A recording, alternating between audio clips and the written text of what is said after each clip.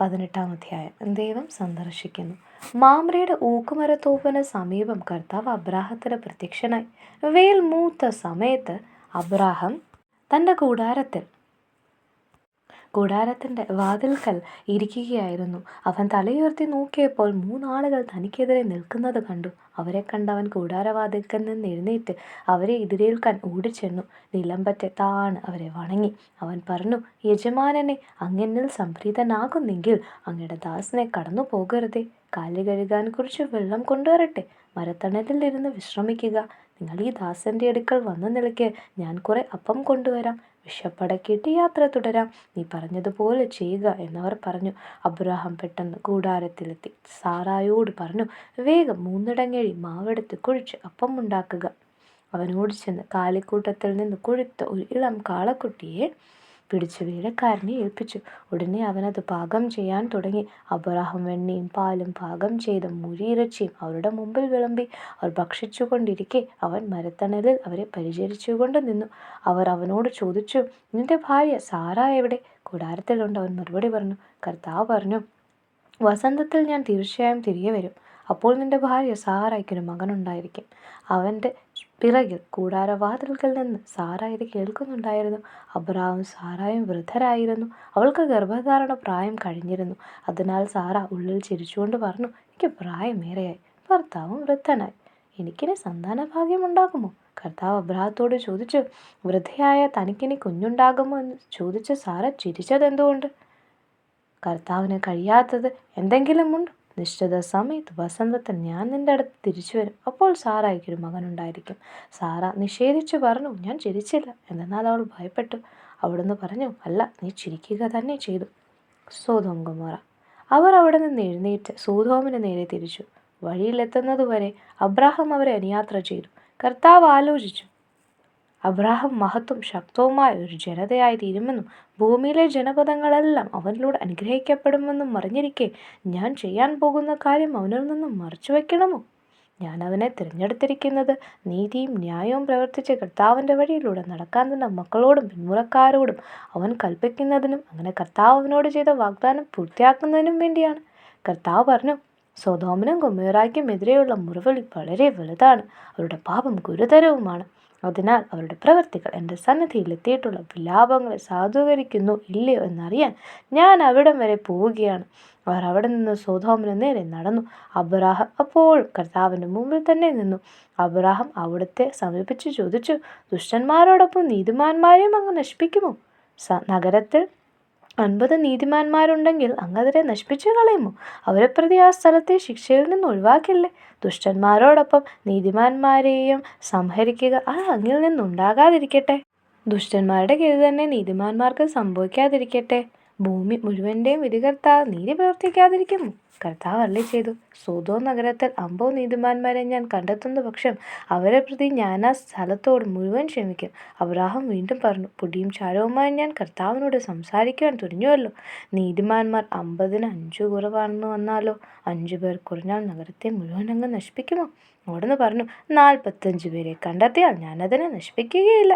അവൻ വീണ്ടും ചോദിച്ചു, 40 പേരെ ഉള്ളുവെങ്കിലോ? അവിടുന്ന് പ്രതിവചിച്ചു, 40 പേരെ പ്രതി നഗരം ഞാൻ നശിപ്പിക്കുകയില്ല. അവൻ പറഞ്ഞു, ഞാൻ വീണ്ടും സംസാരിക്കുന്നതുകൊണ്ട് കർത്താവ് കോപിക്കരുതേ. ഒരുപക്ഷെ 30 പേരെ ഉള്ളുവെങ്കിലോ? അവിടെ നള്ളി ചെയ്തു, 30 പേരെ കണ്ടെത്തുന്നെങ്കിൽ ഞാനത് നശിപ്പിക്കുകയില്ല. അവൻ പറഞ്ഞു, കർത്താവിനോട് സംസാരിക്കാൻ ഞാൻ തുനിഞ്ഞുവല്ലോ. 20 പേരെ കണ്ടുള്ളൂവെങ്കിൽ 20 പേരെ ഉള്ളുവെങ്കിലോ? അവിടെ നള്ളി ചെയ്തു, 20 പേരെ പ്രതി ഞാനത് നശിപ്പിക്കുകയില്ല. അവൻ പറഞ്ഞു, കർത്താവെ, കോപിക്കരുതേ. ഒരു തവണ കൂടി മാത്രം ഞാൻ സംസാരിക്കട്ടെ. 10 പേരെ അവിടെ ഉള്ളുവെങ്കിലോ? അവൻ നള്ളി ചെയ്തു, ആ 10 പേരെ പ്രതി ഞാനത് നശിപ്പിക്കുകയില്ല. അബ്രാഹത്തോട് സംസാരിച്ചു കഴിഞ്ഞപ്പോൾ കർത്താവ് അവിടെ നിന്ന് പോയി. അബ്രാഹാം സ്വന്തം സ്ഥലത്തേക്ക് മടങ്ങി. 19-ാം അധ്യായം. സോദോമിൻ്റെ പാപം. വൈകുന്നേരമായപ്പോൾ ആ 2 ദൂതന്മാർ സോദോമിൽ ചെന്നു. ലോത്ത് നഗരവാതിൽക്കൽ ഇരിക്കുകയായിരുന്നു. അവരെ കണ്ടപ്പോൾ ലോത്ത് അവരെ എതിരേൽക്കാനായി എഴുന്നേറ്റ് ചെന്ന് നിലംപറ്റെ താണു വണങ്ങി. അവൻ പറഞ്ഞു, യജമാനന്മാരെ, ദാസൻ്റെ വീട്ടിലേക്ക് വന്നാലും കാൽ കഴുകി രാത്രി ഇവിടെ തങ്ങുക. രാവിലെ എഴുന്നേറ്റ് യാത്ര തുടരാം. അവർ മറുപടി പറഞ്ഞു, വേണ്ട, രാത്രി ഞങ്ങൾ തെരുവിൽ കഴിച്ചുകൊള്ളാം. അവൻ വളരെ നിർബന്ധിച്ചപ്പോൾ അവർ അവൻ്റെ വീട്ടിലേക്ക് പോയി. അവൻ അവർക്കൊരു വിരുന്നൊരുക്കി. പുളിപ്പില്ലാത്ത അപ്പവും ഉണ്ടാക്കി അവർ അത് ഭക്ഷിച്ചു. അവർ കിടക്കും മുമ്പേ സോദോം നഗരത്തിൻ്റെ എല്ലാ ഭാഗത്തു നിന്ന് യുവാക്കന്മാർ മുതൽ വൃദ്ധന്മാർ വരെയുള്ള എല്ലാവരും ഒന്ന് വീട് കളഞ്ഞു. അവർ ലൂത്തിനെ വിളിച്ചു പറഞ്ഞു, രാത്രി നിന്റെ അടുക്കൽ വന്നവരെവിടെ? ഞങ്ങൾക്ക് അവരുമായി സുഖഭോഗങ്ങളിൽ ഏർപ്പെടേണ്ടതിന് അവരെ പുറത്തു കൊണ്ടുവരിക. ലൂത്ത് പുറത്തിറങ്ങി കതകടച്ചിട്ട് അവരുടെ അടുത്തേക്ക് ചെന്നു. അവൻ പറഞ്ഞു, സഹോദരരെ, ഇത്തരം മ്ലേച്ഛത കാട്ടരുതെന്ന് ഞാൻ നിങ്ങളോട് യാചിക്കുന്നു. പുരുഷ സ്പർശം ഏൽക്കാത്ത 2 പെൺമക്കൾ എനിക്കുണ്ട്. അവരെ നിങ്ങൾക്ക് വിട്ടുതരാം. ഇഷ്ടംപോലെ അവരോട് ചെയ്തു കൊള്ളുക. പക്ഷേ ഈ പുരുഷന്മാരെ മാത്രം ഒന്നും ചെയ്യരുത്. എന്തെന്നാൽ അവരെൻ്റെ അതിഥികളാണ്. മാറി നിൽക്കൂ. അവർ അട്ടഹസിച്ചു. പരദേശിയായി വന്നവൻ ന്യായം വിധിക്കുവാൻ ഒരുങ്ങുന്നു. അവരോടെന്നതിനേക്കാൾ മോശമായി നിന്നോട് ഞങ്ങൾ പെരുമാറും. അവൾ ലൂത്തിനെ ശക്തിയായി തള്ളിമാറ്റി വാതിൽ തള്ളിപ്പൊളിക്കാൻ ചെന്നു.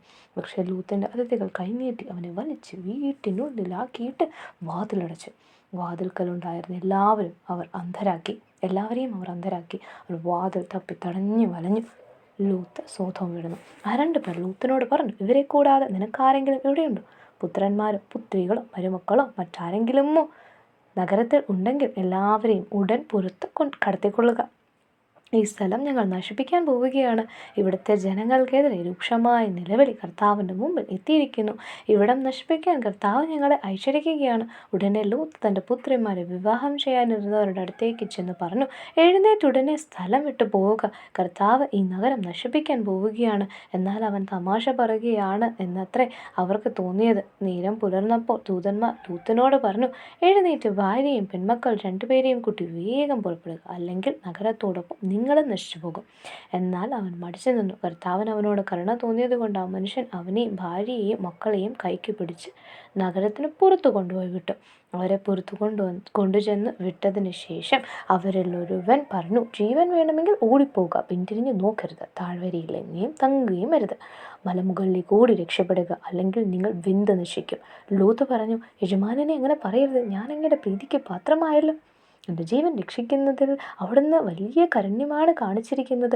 എന്നാൽ മലയിലൂടെ കയറി രക്ഷപ്പെടാൻ എനിക്ക് വയ്യ. അപകടം എന്നെ പിടികൂടി ഞാൻ മരിച്ചേക്കുമെന്ന് ഭയപ്പെടുന്നു. ഇത് ആ കാണുന്ന പട്ടണം മൂടി രക്ഷപ്പെടാവുന്നത്ര അടുത്താണ്, ചെറുതുമാണ്. ഞാൻ അങ്ങോട്ട് ഓടി രക്ഷപ്പെട്ടുകൊള്ളട്ടെ. അങ്ങനെ എനിക്ക് ജീവൻ രക്ഷിക്കാം. അവൻ പറഞ്ഞു, ശരി, അക്കാര്യവും ഞാൻ സ്വീകരിച്ചിരിക്കുന്നു. നീ പറഞ്ഞ പട്ടണത്തെ ഞാൻ നശിപ്പിക്കുകയില്ല. വേഗമാകട്ടെ, അങ്ങോട്ട് ഓടി രക്ഷപ്പെടുക. നീ അവിടെ എത്തും വരെ എനിക്കൊന്നും ചെയ്യാനാവില്ല. ആ പട്ടണത്തിന് സോവാർ എന്ന പേരുണ്ടായി. സോദോം ഗൊമോറ നശിക്കുന്നു. ലൂത്ത് സോവാറിലെത്തിയപ്പോൾ സൂര്യൻ ഉദിച്ചു കഴിഞ്ഞിരുന്നു. കർത്താവ് ആകാശത്തിൽ നിന്ന് സോദോമിലും ഗൊമോറായിലും അഗ്നിയും ഗന്ധകവും വർഷിച്ചു. ആ പട്ടണങ്ങളെയും താഴ്വരകളെയും അവയിലെ നിവാസികളെയും സസ്യലതാദികളെയും അവിടുന്ന് നാമാവശേഷമാക്കി. ലൂത്തിൻ്റെ ഭാര്യ അവൻ്റെ പിറകെ വരികയായിരുന്നു. അവൾ പിന്തിരിഞ്ഞു നോക്കിയത് കൊണ്ട് ഒരു ഉപ്പ് തൂണായി തീർന്നു. അബ്രാഹാം അതിരാവിലെ എഴുന്നേറ്റ് താൻ കർത്താവിൻ്റെ മുമ്പിൽ നിന്ന് സ്ഥലത്തേക്ക് ചെന്നു. അവൻ സോദോമിനും ഗൊമോറായ്ക്കും താഴ്വര പ്രദേശങ്ങൾക്കും നേരെ നോക്കി. തീച്ചുളയിൽ നിന്നെന്ന പോലെ ആ പ്രദേശത്തു നിന്നെല്ലാം പുക പൊങ്ങുന്നത് കണ്ടു. താഴ്വരകളിലെ നഗരങ്ങൾ നശിപ്പിച്ചപ്പോൾ ദൈവം അബ്രാഹത്തെ ഓർത്തു. ലൂത്ത് പാർത്തിരുന്ന ഈ നഗരങ്ങളെ നശിപ്പിച്ചപ്പോൾ അവിടുന്ന് ലൂത്തിനെ നാശത്തിൽ നിന്ന് രക്ഷിച്ചു. മോവാബ്യർ, അമ്മോന്യർ. സോവാറിൽ പാർക്കാൻ ലൂത്തിന് ഭയമായിരുന്നു. അതുകൊണ്ട് അവൻ തൻ്റെ 2 പെൺമക്കളോടുകൂടി അവിടെ നിന്ന് പുറത്തു കടന്നു മലയിൽ ഒരു ഗുഹയ്ക്കുള്ളിൽ പാർത്തു. മൂത്തവൾ ഇളയവളോട് പറഞ്ഞു, നമ്മുടെ പിതാവിന് പ്രായമായി ലോകനടപ്പനുസരിച്ച് നമ്മോട് സംഗമിക്കുവാൻ ഭൂമിയിൽ വേറൊരു പുരുഷനുമില്ല. അപ്പനെ വീഞ്ഞു കുടിപ്പിച്ച് നമുക്ക് അവനോടൊന്നിച്ച് ശയിക്കാം. അങ്ങനെ അപ്പൻ്റെ സന്താന പരമ്പര നിലനിർത്താം. അന്നു രാത്രി പിതാവിനെ അവർ വീഞ്ഞു കുടിപ്പിച്ചു. മൂത്തവൾ പിതാവിൻ്റെ കൂടെ ശയിച്ചു. അവൾ വന്ന് കിടന്നതോ എഴുന്നേറ്റ് പോയതോ അവൻ അറിഞ്ഞില്ല. പിറ്റേന്നും മൂത്തവൾ ഇളയവളോട് പറഞ്ഞു, ഞാൻ ഇന്നലെ അപ്പനോടൊന്നിച്ച് ശയിച്ചു. ഇന്നും നമുക്ക് അവനെ വീഞ്ഞു കുടിപ്പിക്കാം. ഇന്ന് നീ പോയി അവനോട് കൂടെ ശയിക്കുക. അങ്ങനെ അപ്പൻ്റെ സന്താന പരമ്പര നമുക്ക് നിലനിർത്താം. അന്ന് രാത്രിയിലും അവർ പിതാവിനെ വീഞ്ഞു കുടിപ്പിച്ചു. ഇളയവൾ അവനോടൊന്നിച്ച് ശയിച്ചു. അവൾ വന്ന് കിടന്നതോ എഴുന്നേറ്റ് പോയതോ അവൻ അറിഞ്ഞില്ല. അങ്ങനെ ലൂത്തിൻ്റെ 2 പുത്രിമാരും തങ്ങളുടെ പിതാവിൽ നിന്ന് ഗർഭിണികളായി. മൂത്തവൾക്കൊരു മകൻ ജനിച്ചു. മോവാബ് എന്നവന് പേരിട്ടു. ഇന്നുവരെ ഉണ്ടായിട്ടുള്ള മൂവാബ്യരുടെ എല്ലാം പിതാവാണവൻ. ഇളയവൾക്കും ഒരു മകൻ ജനിച്ചു. ബെൻ അമ്മി എന്നവന് പേരിട്ടു. ഇന്നുണ്ടായിട്ടുള്ള അമ്മൂന്യരുടെ എല്ലാം പിതാവാണവൻ.